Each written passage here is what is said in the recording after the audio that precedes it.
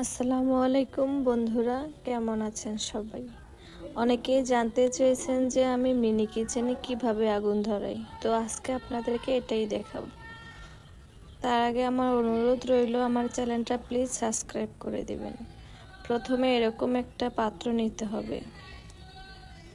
তারপর আমি একটা উলের সুতা নিয়েছি। এই সুতাটা এখন আমি পেঁচাবো, পেঁচিয়ে সুতাটা মোটা করব। দেখতেই পাচ্ছেন আমি কিভাবে এটা পেঁচাচ্ছি।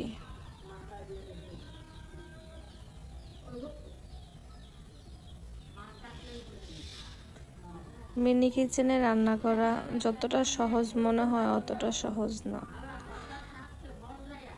এখন আমি এটাকে পেঁচিয়ে নিয়েছি, তারপর আমি এই পাত্রের মধ্যে এটা রাখবো।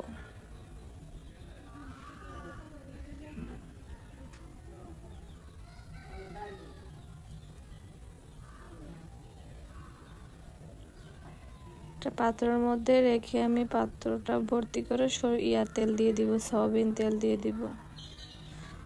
সরষের তেলও দেওয়া যায়, কিন্তু সয়াবিন তেল দিলে এটা অনেকক্ষণ জ্বলে।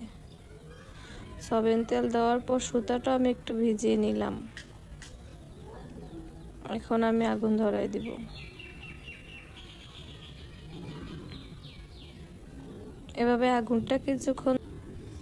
এভাবে আগুন ধরালে প্রায় 1 থেকে 1.5 ঘন্টা এটা জ্বলতেই থাকে।